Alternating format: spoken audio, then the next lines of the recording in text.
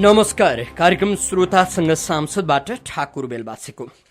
कार्यक्रम श्रोतासँग सांसदमा हामीले मुलुकको पछिल्लो राजनीतिमाथि केन्द्रित रहँदै व्यवस्थापिका संसदका एकजना सांसदसँग छलफल गर्ने गर्छौं। आज हामी कुनै एकजना सांसदसँग छलफल गर्दै छैनौं। वैशाख 12 को छेउछौं हामी छौं। महाविनाशकारी भूकम्पका घाउहरू सहन थालेको 1 वर्ष बित्न आँट्दैछ। भूकम्पको त्रास अझै घटेको छैन र भूकम्पका घाउहरू चहर्याउन अझै पनि छोडेका छैनन्। भूकम्प आइसकेपछिका केही महिना अब मुलुक अर्कै ढङ्गबाट अगाडि बढ्छ र तपाईँ हाम्रो मन मस्तिष्कलाई भूकम्पले अर्कै बनाइदियो। अर्थात् हामी प्राकृतिक विपदसँग जुझ्नका लागि, लड्नका लागि भिन्न चेतना बोकेर उठ्दैछौँ र देश निर्माणका लागि पनि भिन्न चिन्तनका साथ जाग्दैछौँ भन्ने जस्तो गरी तपाईँ हामी केही महिना सडकमा सुत्नु पर्यो, सडकमा बस्नु पर्यो। सडकको बसाइ र सुताइका बखतका यी भावनाहरू अहिले नामेट भइसकेका छन्। फेरि पनि भूकम्प जस्ता प्राकृतिक विपदबाट जोगिनका लागि कस्तो सचेतना अपनाउनु पर्छ, तपाईँ हामीलाई यस्ता प्राकृतिक विपदले कुन हदसम्मको असर गरिराखेको हुन्छ, चोटपटक लाग्नु नै त्यसको क्षति हो कि मानसिक रूपमा पनि त्यसले आघात पुर्याउँछ, यी कुरा भने बहस भएन। अहिले पनि ढल्नै आँटेको घरलाई टेको लगाएर राखेका हजारौं घरहरू राजधानीमा देख्छौँ। राजधानी बाहिर पनि त्यस्तै अवस्था छ। घर ढलेका जस्ताको तस्तै छन्, घर ठडिन सकेका छैनन्। फेरि पनि गत वैशाख 12 को भूकम्प अघि तपाईँ हाम्रो मन मस्तिष्क जस्तो थियो त्योभन्दा भिन्न छैन। अर्थात् भवन निर्माण गर्नेले आफ्नै ढङ्गबाट निर्माण गरिराखेको छ। कागजका केही सपनाहरू, केही योजनाहरू होलान्, तीले तपाईँ हामीलाई प्रभाव पार्न छोडेको छ। भूकम्प अथवा प्राकृतिक विपद पछि मान्छेमा कस्ता खालका प्रभाव पर्छन्, मानसिक स्वास्थ्य कस्तो हुन्छ, यो विषय त्यति चासो गरिएको विषय नहुन सक्छ। तर फेरि पनि मनोसामाजिक स्वास्थ्य जब बिग्रन्छ त्यसपछि सिङ्गो देश र समाज बिग्रन्छ। आज हामी भूकम्प पछिको मनोसामाजिक स्वास्थ्य कस्तो छ अथवा भूकम्प पछि मनोरोगका बिरामीहरू कति बढे, मनोस्वास्थ्य समस्या कस्तो देखियो, हामी यो विषयमा कुरा गर्छौँ। हामीले मानसिक स्वास्थ्य विभाग प्रमुख, टिचिङ अस्पतालका मानसिक स्वास्थ्य विभाग प्रमुख एवं नेपाल मनोचिकित्सक सङ्घका अध्यक्ष प्राध्यापक डाक्टर सरोज प्रसाद ओझालाई आमन्त्रण गरेका छौँ।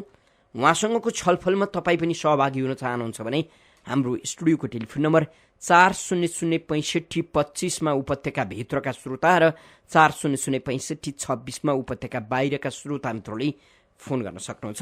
हाम्रो स्टुडियोमा उपस्थित हुनुहुन्छ, उहाँलाई स्वागत गर्नु। डाक्टर साहब, यहाँलाई इमेज एफएममा हार्दिक स्वागत छ। धन्यवाद। डाक्टर साहब, अब मनोसामाजिक स्वास्थ्य अथवा मनोरोग कस्तो हुन्छ? यो रोग अथवा यो स्वास्थ्य समस्या भएका मान्छे कस्ता हुन्छन्, उनीहरूले कस्ता समस्या झेल्नुपर्छ? अब सर्वप्रथम यहाँलाई धन्यवाद ठाकुरजी, इमेज एफएमलाई। 1 वर्ष भयो भन्नुभयो यहाँले आफै, र यो 1 वर्षमा अब सौभाग्यवश भनौँ अहिलेसम्म हामी कहाँ ठुलो भूकम्पको फेरि आउन सकेको छैन। तर हामीले हेऱ्यौँ भने जापानमा हेऱ्यौँ हालसालै, जापानको दक्षिणी उसमा भागमा र अमेरिका, साउथ अमेरिकामा पनि भूकम्प हामीले देख्यौँ। त्यो नेपालमा आएन। अब सौभाग्यवश त्यो ठुलो कुरा मान्नु पर्यो। र यहाँले भने जस्तै हामी राजधानीमा, विशेष गरी राजधानीमा हिँड्दाखेरि म जहिले पनि हेर्ने गर्छु, बिल्डिङलाई हेर्ने गर्छु, घरहरू हेर्ने गर्छु। इभन म यो तपाईँ हाम्रो स्टुडियोमा आएर कुरा गर्दाखेरि हाम्रो यो घर कस्तो छ भनेर मेरो आँखा अटोमेटिक जान्छ, हामी कस्तो ठाउँमा छौँ भने। यो स्वाभाविक मानिसको एउटा स्वाभाविक प्रक्रियाको कुरा हो। आज 1 वर्ष हुन लाग्यो, म यहाँलाई फेरि एउटा सानो मनोसामाजिक कुरा गर्नुभएको हुनाले सानो कथा भनौँ, सानो उदाहरण इक्जाम्पल दिउँ। चैत्र 27 गते शनिबार 7 बजे जुन भूकम्पको धक्का महसुस काठमाडौँमा फिल भयो, हुन त यो रेक्टर स्केलमा सानो थियो। एकजना 20 वर्षीय युवती भनौँ, उनी चाहिँ पुरानो बस पार्कमा हिँड्दै थिए। त्यो भूकम्पको त्यो हल्लिएको फिलिङ हुने बित्तिकै ऊ त्यहीँ ढलिन्।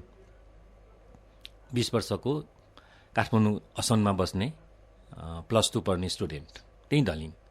उसलाई तुरुन्तै त्यसपछि त्यो सानो धक्का थियो, चैत्र 27 गतेको कुरा गर्दैछु, उसलाई लग्यो उसमा काठमाडौँ मोडल हस्पिटल लग्यो इमर्जेन्सीमा, त्यहाँबाट रिफर गर्यो वीर हस्पिटलमा पठायो। वीर हस्पिटलबाट पनि टिचिङ हस्पिटलमा तेस्रो दिनमा आइपुग्दाखेरि ऊ ढलेको अवस्थामा, बेहोस टाइपको अवस्थामा, टोलाएर बस्ने, हातखुट्टाहरू लुलो भएर बसिरहेको, हिँड्न नसक्ने, 2 जनाले समाउनु पर्ने ती महिला। मैले हेरेपछि मलाई लाग्यो ओहो यो के भएको, किन यस्तो भयो भनेर सोधेँ उनलाई। सुरुमा त कुरा गर्न चाहिनन्, पछि कुरामा अनि हामीले केही काउन्सिलिङ गरेर पठाएँ। अनि यो अस्ति वैशाख 6 गते फेरि आइपुगेको थिइन् ती युवती, अनि कम्प्लिट नर्मल भइसकेको थियो। अनि उसलाई मैले सोधेँ के भयो भनेर सोधेँ। उसले भन्दै थियो यो वैशाख 12 गते 72 सालको वैशाख 12 गते पनि उसलाई यस्तै भयो, त्यो फिल हुने बित्तिकै ढलेर बेहोस हुने। वैशाख 29 गते पनि भए र अहिले 1 वर्षपछि आएर पनि भए। र ती कम्प्लिटली उसको स्वास्थ्यको हिसाबले हेर्ने हो भने ऊ शारीरिक रूपमा स्वस्थ छिन् र ऊ मानसिक मनोसामाजिक रूपमा हुनसक्छ उसको कमजोर हुनसक्छ भने यो त एउटा सानो पात्र मात्रै भए र अहिले ऊ कम्प्लिटली नर्मल भएर पनि फर्किसकेको अवस्था। भनेको चाहिँ मनोसामाजिक स्वास्थ्य अथवा मनोरोग समस्या चाहिँ निको हुन निकै गाह्रो छ हो। अब त्यसलाई उपचार गरेर त्यसलाई सामान्यकीकरण गर्नका लागि अरू रोगभन्दा अझ जटिल हुन्छ कि क्या हो? होइन, अब यसको डायग्नोसिस गर्ने, यसलाई उपचार गर्ने विधिहरू हामी संस्थाहरू हामी कम, जस्तो काठमाडौँ मोडल हस्पिटलबाट विभिन्न ठाउँ हुँदै टिचिङमा आएर हाम्रो डिपार्टमेन्टमा आयो नि त। यो सेवा सर्वसुलभ रूपमा उपलब्ध गर्न नसकेको पनि अवस्था छ नि। हाम्रो हिसाबमा यो कुनै ठुलो समस्या होइन। 10-15 मिनट बसेर उसँग काउन्सिलिङका कुराहरू गऱ्यो भने पनि ठिक हुने अवस्था हो नि। यो त एउटा सानो एक्जाम्पल मात्र यहाँले भन्दैछु। भनेपछि हामीले स्वास्थ्य भनेको बुझ्नु पर्यो नि त। स्वास्थ्य भनेको शारीरिक, मानसिक, सामाजिक रूपमा स्वस्थ रहनु स्वास्थ्य हो, होइन? खालि अङ्गभङ्ग भएको शारीरिक रूपमा जुन किसिमको भूकम्पले मान्छेलाई डिसेबल बनाउँछ त्यो मात्र भएन, होइन? र अहिले म हेर्छु यहाँले भने जस्तै अहिले 1 वर्ष भयो, झन् त्यसमाथि जुन अहिले इन्टरनेसनल न्युजहरू, नेसनल न्युजहरूमा जापानको भूकम्पमा 32 जना मान्छेहरू मऱ्यो भनेर भने, जापान जस्तो देश जहाँ भूकम्पको लागि उनीहरूले एक किसिमले आउनुभन्दा अगाडि फोरकास्ट गर्न, भविष्यवाणी गर्न सक्छ, जुन देशमा सम्पूर्ण रूपमा चाहिँ टेक्नोलोजीहरू चाहिँ विकसित भइसकेको देश छ, त्यहाँ पनि त मान्छे मर्ने रहेछ। र इक्वेडरको कुरा गरौँ जहाँ अहिले जुन अवस्था आइरहेछ, भनेपछि हाम्रो 1 वर्षको यो दौरानमा अब म यो मनोसामाजिक विज्ञको हिसाबले हेर्दाखेरि मैले के देखिरहेको छु भने धेरै मान्छेहरू अझै पनि हामी कहाँ हुन्छन्, के भन्छन् भन्दाखेरि भूकम्पभन्दा अगाडि म एकदम नर्मल सब ठिक थियो, भूकम्पपछि कतिको बिजनेस डाउन भयो, कतिको चाहिँ घरबार गुमाए, कतिले आफ्नो परिवारजन गुमाए, त्यसपछि मेरो मनोदशा भनौँ न, मलाई निद्रा नलाग्ने, मलाई डर फिल हुने, मलाई काममा आत्मविश्वासको कमी हुने, मलाई पढ्नको लागि चाहिँ मेरो कन्सन्ट्रेसन नहुने भन्ने समस्या कन्टिन्युअसली लिएर आइरहेका बिरामीहरू पनि छन्। यसलाई हामीले मानसिक रोगको रूपमा नहेरिकन उनीहरूको मनोविज्ञान र त्यो मनोविज्ञान जसको यो कारणले गर्दाखेरि मन डरायो। डाक्टर साहब, अब यहीँनिर जस्तो सहर बजार विशेष गरी अब काठमाडौँ राजधानीमा त मलाई यस्तो हो, मलाई कतै रोग पो लाग्यो कि भनेर उपचार गर्न आउने मान्छेहरू तपाईँहरूको सम्म पुग्लान्। यो गत वैशाख 12 को भूकम्पले विशेष गरी ग्रामीण क्षेत्रमा पनि असर गर्यो। त्यहाँका मान्छेहरूलाई त मलाई मानसिक रूपमा समस्या छ कि, मानसिक रूपमा मनोसामाजिक स्वास्थ्य समस्या छ कि भन्ने त्यो चेतना पनि राख्छन् कि राख्दैनन्? त्यहाँ त त्यो यो किसिमको स्वास्थ्य सेवा पनि छैन। अवश्य पनि अब हाम्रो जस्तो देशमा मानसिक भन्ने बित्तिकै एक किसिमले जुन किसिमको मानिसमा मानसिक रोग भन्ने बित्तिकै जुन एउटा बुझाइ छ र यो मनोसामाजिक समस्या भन्ने कुरा टोटल्ली कम्प्लिटली फरक कुरा हो कि। तर बुझाइ मानसिक रोगलाई जुन बुझाइ गरिएको छ त्यसैले चाहिँ के हुँदो रहेछ भन्दाखेरि मैले हामी कहाँ आउने बिरामीहरूको कथाहरू भन्छ। हामी धेरै पटक यो मेरो छोरी अथवा मेरो छोरा अथवा मेरो श्रीमती निदाउन नसकेपछि डराएर बेहोस जस्तो भएपछि हामी झाँक्री कहाँ लग्यौँ, त्यहाँ गरेपछि त्यहाँको उपचारले केही दिन ठिक हुन्छ अनि फेरि बेला बेलामा फर्किन्छन् भनेर आउँछन्। यसलाई हाम्रा ग्रामीण भेगका मानिसहरूले मानसिक रोगको रूपमा यसलाई बुझ्न थाल्यो भने यसको अर्थको अनर्थ हुन जान्छ कि र मान्छेहरू त्यो बारेमा अनभिज्ञ छ मानसिक रोगको बारेमा। त्यसैले हामीले के भन्नु पर्यो, यो मनोविज्ञानको कुरा गर्नु पर्यो कि यो मनोविज्ञान भन्ने चिज यो पृथ्वीका सबै मानिसहरूमा सायद तपाईँलाई पनि फिलिङ छ होला, मलाई पनि फिलिङ छ। यो डर भन्ने फिलिङ त सबैले छ, भूकम्पको कन्टिन्युसली भइरहेको छ भनेपछि यो मनोविज्ञान हो कि यो मानिसको वास्तविक रूपमा मैले भन्यो भने यो नर्मल प्रक्रिया हो। यसलाई चाहिँ हामीले एबनर्मल प्रक्रिया भन्नु हुँदैन। यसलाई हामीले कसरी वहन गर्छौँ र वहन गर्दाखेरि चाहिँ हामीमा हाम्रो दैनिक काममा जुन हिसाबमा हामीले काम गर्न सक्यौँ भने यो नर्मल्ली हामीले यसलाई चाहिँ धारण गरेको वहन गरेको मानिन्छ। डाक्टर साहब, अब वैशाख 12 पछि यो गत वैशाख 12 72 वैशाख 12 पछि मनोस्वास्थ्य समस्या कति मान्छेमा देखियो होला अनुमान? अब हामीले यसको बारेमा अध्ययन गर्न डाइरेक्टली सकेनौँ होइन। अनि हामीले स्वास्थ्य मन्त्रालयलाई हामीले भनेका छौँ कि वास्तवमा कुनै पनि देशमा ठुलो यस्तो महाविपत्तिपछि त्यहाँको मनोसामाजिक स्वास्थ्य कस्तो हुन्छ भन्ने अध्ययन गरिन्छ। त्यो अध्ययनबाट चाहिँ के प्रमाणित गर्छ भने कस्तो कस्तो समस्याहरू आयो भनेर भन्छ। तर नेपालमा अहिलेसम्म राष्ट्रिय स्तरबाट चाहिँ हामीले यो खालको छ भनेर भन्न नसके पनि केही स्टडीहरू अध्ययनहरूले के देखाएको छ भने कति 30% जति मान्छेहरूमा डिप्रेसनको लक्षणहरू भन्छ। यो एक किसिमको मनोसामाजिक समस्याको त्यसको लक्षणहरू पाइएको छ भन्छ। 20% जति मानिसहरूमा चाहिँ निद्राको समस्या पायो भनेर भन्छ यो अध्ययन गरेको उसले। र कति मान्छेहरूलाई त एक किसिमले मन डराउने आत्तिने यो 20%मा भएको भनेर यो एक किसिमको केही स्टडीहरूले साधारण सानो स्टडीमा देखाएको कुरा भयो। र विदेशमा हामीले हेऱ्यौँ भने साइन्टिफिक रूपमा अध्ययन गरेर हेर्दाखेरि चाहिँ यो डिप्रेसन भन्छ, एन्जाइटी भन्छ, पोस्ट ट्रमेटिक स्ट्रेस डिसअर्डर भन्छ, यो खालको समस्या। अब यी समस्याबाट जोगिनका लागि के गर्ने? अब डाक्टर साहबको यो सामान्य अनुसन्धानको परिणामलाई हेर्ने हो भने पनि झन्डै 50%, 30% डिप्रेसनका बिरामी जस्तो, अरू 20% मन डराउने अत्तालिने जस्तो, अब अरू त्यस्ता अरू लक्षण भएका मान्छेहरू पनि होलान् होइन। हामीलाई केही भएको छैन भन्ने पनि अघि डाक्टर साहबले सुरुमै भन्दैन, म भवनभित्र छिर्न साथ पहिला भवन हेर्ने, त्यो भनेको पनि एक खालको एउटा डरको घन्टी मनभित्र बज्नु हो नि त। अब यो जोगिने अथवा यस्तो समस्यामा नपर्ने उपाय के हो? अब यो अघि मैले यहाँले भने जस्तो चाहिँ व्यक्तिगत रूपमा मैले पनि फिल गर्छु र धेरैले फिल गर्छ। त्यो फिल गर्ने कुरा एउटा भयो, यसलाई पनि एउटा लक्षणको रूपमा हामी हेर्छौँ। तर यसलाई रोगको रूपमा हेर्नु भएन। पहिलो कुरा यो रोग भनेर चाहिँ हेर्नु भएन। समस्याको रूपमा यसलाई हामीले समस्याको रूपमा कहिले मान्छौँ भने यदि कोही व्यक्तिलाई यो कारणले गर्दाखेरि पढाइ गर्न सकेन, आफ्नो घरमा गएर काम गर्न सकेन अथवा आफ्नो काममा फर्किन सकेन भने त्यस्तो खालको मनोसामाजिक समस्याका भएका व्यक्तिहरू कुनै परामर्श काउन्सिलिङ विधिबाट अगाडि बढ्न सकिन्छ। त्यसको लागि अब नजिकका चिकित्सकहरूसँग सम्पर्क गर्न सक्छ होला। तर हामीले यहाँबाट भन्नुपर्दाखेरि के हो भन्दाखेरि हामीमा एउटा सकारात्मक भावना के उब्जिनु पर्यो भन्दाखेरि यो प्राकृतिक विपद हो, यसलाई हामीले रोक्न सक्दैनौँ। यसलाई त हामीले सहनुपर्छ, अरू उपाय छैन। अब सहने सुरक्षित रूपमा कसरी यसलाई चाहिँ सहने, कसरी वहन गर्ने? अब यहीँनिर डाक्टर साहब यो प्राकृतिक विपद हो, हामीले सहनुपर्छ। सहनका लागि हामी तयार हुनुपर्छ।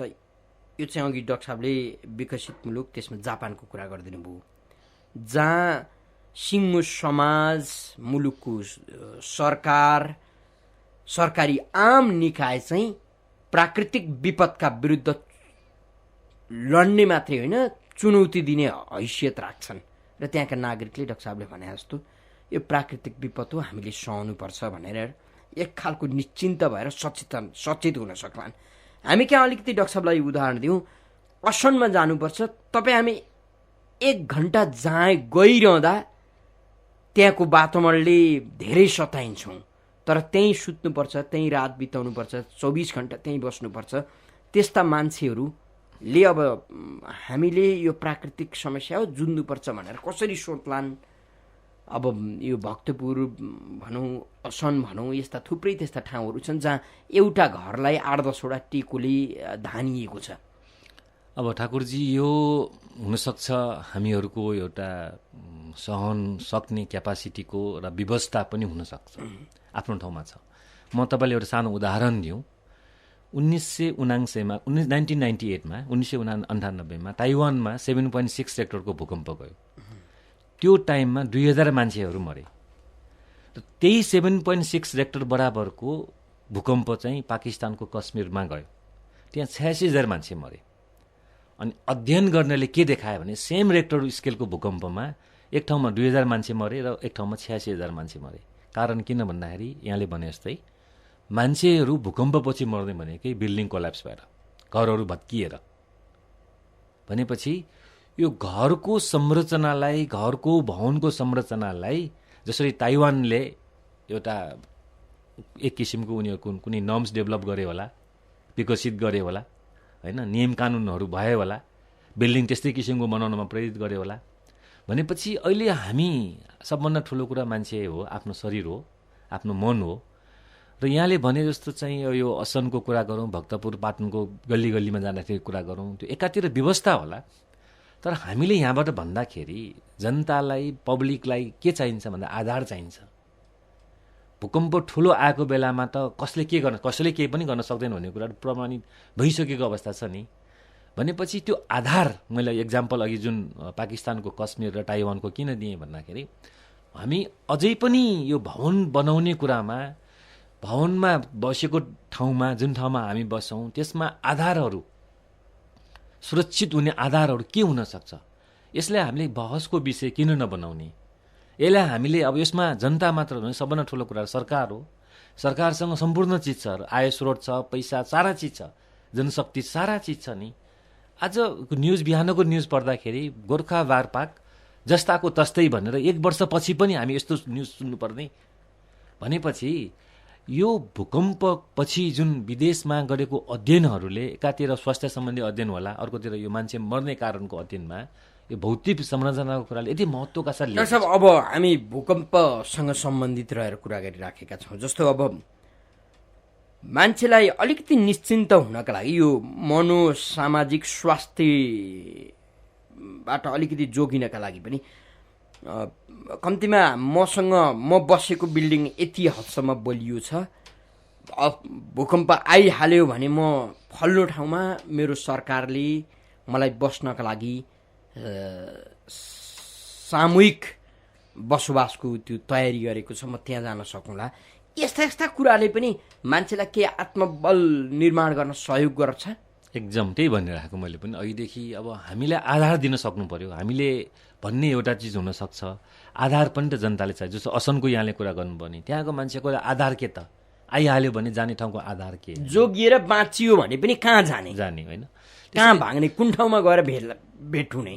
त्यसैले यो आधारहरू हामीले यदि दिन सक्यौँ भने हुनसक्छ भूकम्पपछि रेस्क्यु पनि तुरुन्त भइहाल्छ। हामी सरकार यो अवस्थामा छ, अथवा चाहिँ पब्लिक यो अवस्था, हामी तयारी अवस्थामा छौँ, होइन।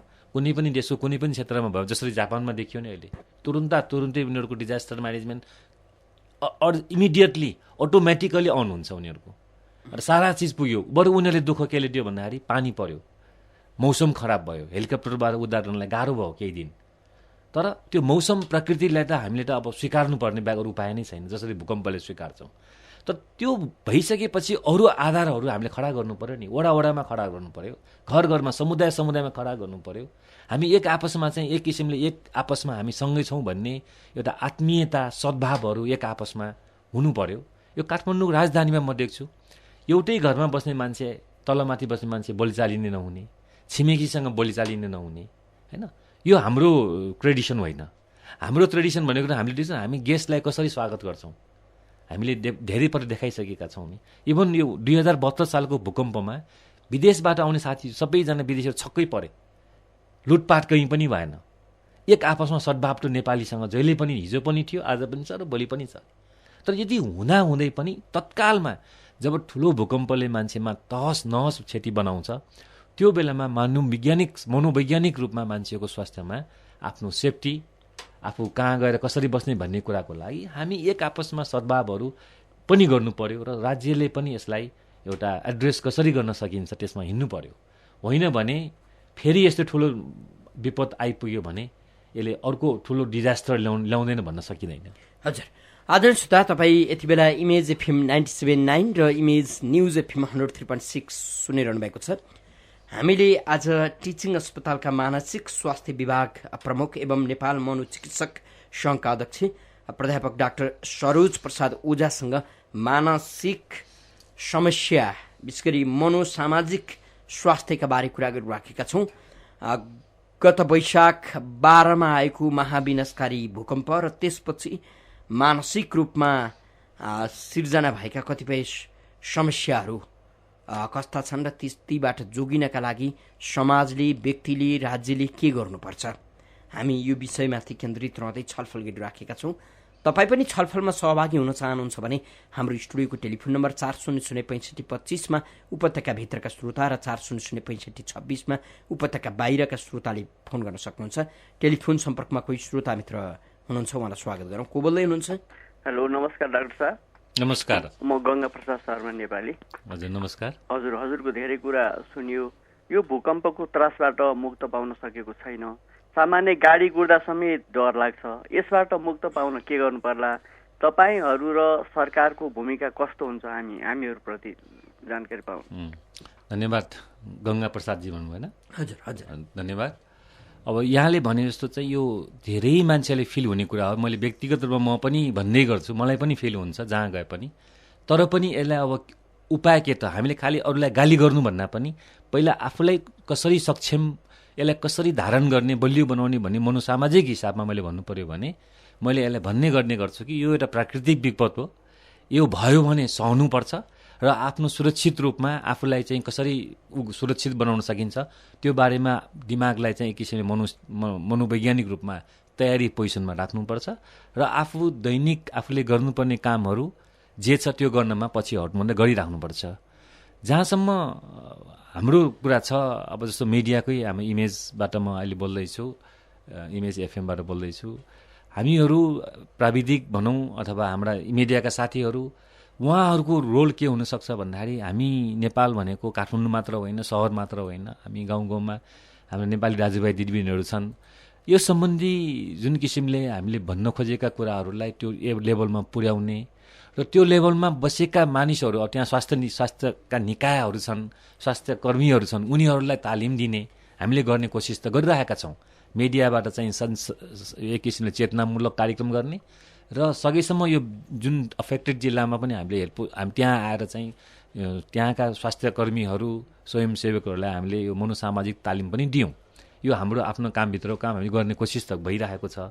जहाँसम्म सरकारको कुरा छ, त्यो सरकार वास्तवमा मलाई कस्तो लाग्छ भन्दाखेरि गर्नुपर्ने कुरामा प्राथमिकता नदिएको जस्तो देख्छु।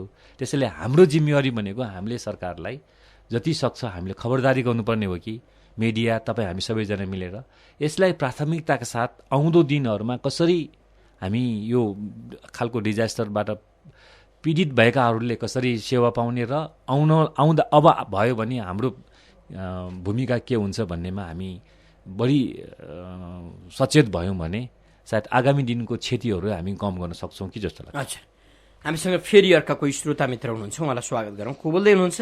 हजुर नमस्कार। नमस्कार, म रोहित दङ्गाल इटरीबाट। डाक्टर साहब नमस्कार। हजुर नमस्कार रोहितजी। सरलाई एउटा सूचना के दिन मन लाग्यो भने यो पोस्ट डिजास्टर पछाडि, पोस्ट ट्रमाटिक पछाडि तपाईँको त्यो साइकोसोमेटिक र इन्टरनल अर्गनको केमिकल चेन्जको कारणले मैले के देखेँ एउटा केस भने आफ्नो अर्थको पछाडि मेनोपज भएको मान्छेको तपाईँको मेन्स्ट्रुएसन भयो र मैले उहाँलाई काउन्सिलिङ गरेँ र तपाईँको अटोमेटिकली बिस्तारै रिलिज हुन्छ, निको हुन्छ भनेर भनेपछि पछि निको भयो। मतलब हाम्रो नेपालमा अथवा अन्तर्राष्ट्रिय मेडिकलमा यो अर्थवेक पछाडिका जुन तपाईँको देखिने सिम्टम्सहरू बारेमा स्टडी मैले भएको देखिनँ। सरले त्यस्तो केही पाउनुभएको छ नयाँ खजनाहरू?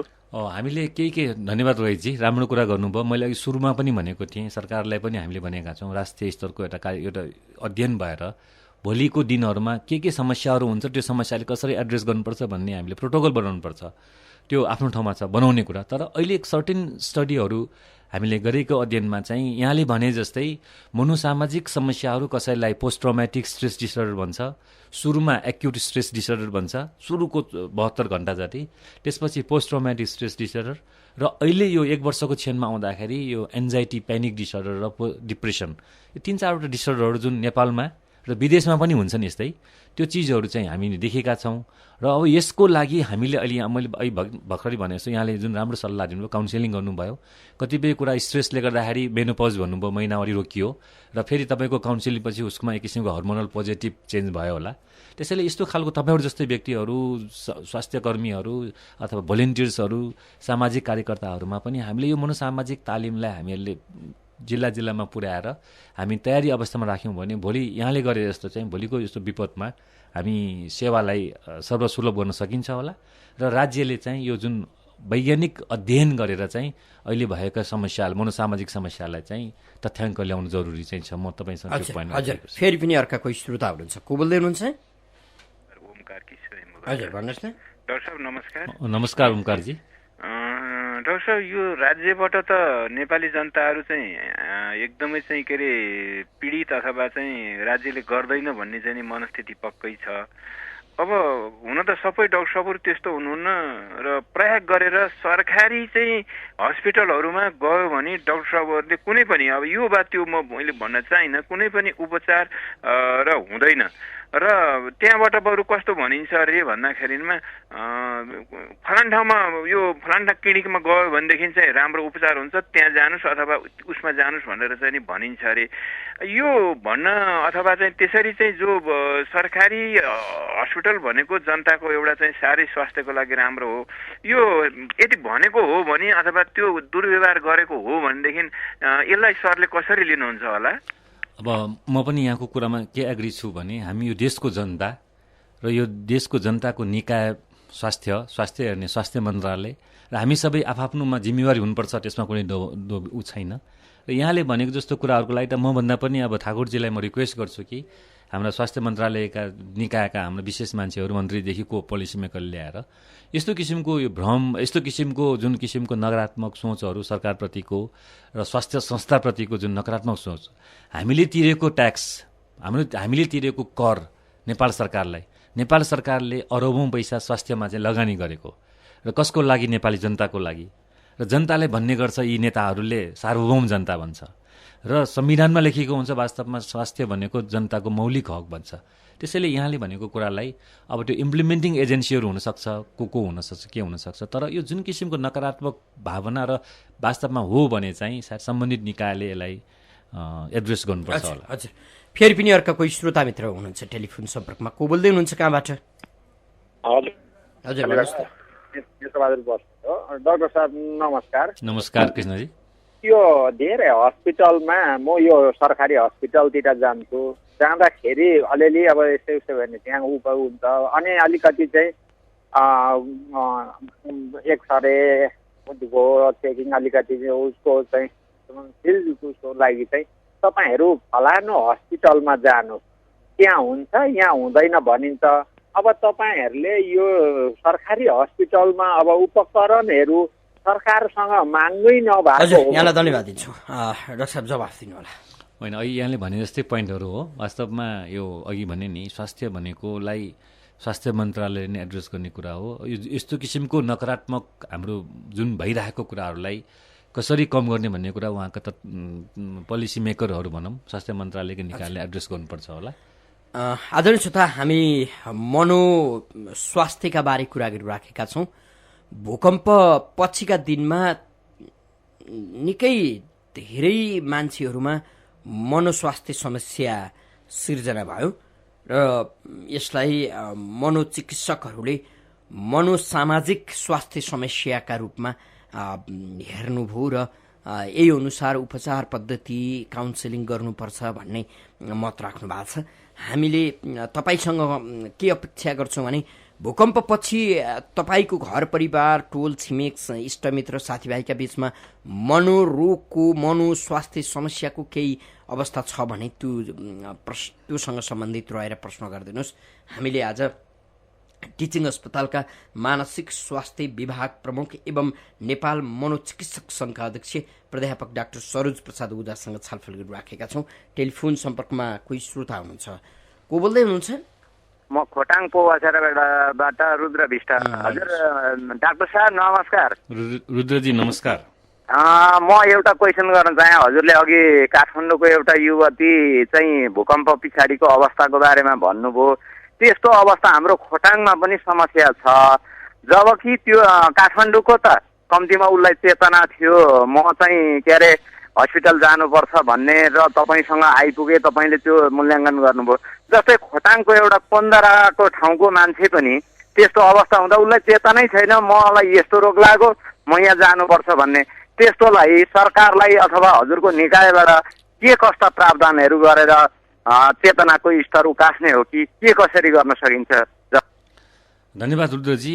यो समस्या अघि भने जस्तै हाम्रो समाजमा देखिरहेको समस्याहरू हो, यहाँले पनि देख्नुभयो र यहाँले जुन प्रश्न गर्नुभयो मेरो पहिलो यसमा रेस्पोन्स के हुनसक्छ भन्दाखेरि यसलाई मानसिक रोगको रूपमा समुदायले हेर्नु भएन। यो हाम्रा ती युवती बहिनीको चाहिँ मनोविज्ञान कमजोर भएर हुनसक्छ अथवा विभिन्न कारणले गर्दाखेरि तनावहरू झेल्न नसकेर हुनसक्छ। यसरी ऊ त्यो अवस्थामा गएको बेला हामीले मानसिक रोग भनेर बुझ्नु भएन। यो एक किसिमको मनोसामाजिक समस्या, आफै ठिक हुने समस्या हो र चाहियो भने अब नजिकको हेल्थ पोस्ट अथवा चाहिँ प्राथमिक स्वास्थ्य केन्द्र अथवा जिल्ला अस्पतालमा गएर चिकित्सकसँग बसेर यो बारेमा यसो छलफल गरेर काउन्सिलिङ भन्छ, साधारण किसिमको काउन्सिलिङले पनि ठिक हुनसक्छ। अब जहाँसम्म मेरो विषयको कुरा छ, हामी छौँ अब यसलाई विशेष किसिमको स्पेसल काउन्सिलिङ भन्छ, यो क्लिनिकल साइकोलोजिस्टले गर्ने काउन्सिलिङ भन्छ, एक किसिमको थेरापी भन्छ। त्यस्तो अवस्था आयो भने त टिचिङ हस्पिटलमा अब त्यो टाढा छ, आफ्नो ठाउँमा छ, हामी आफ्नो ठाउँमा छौँ।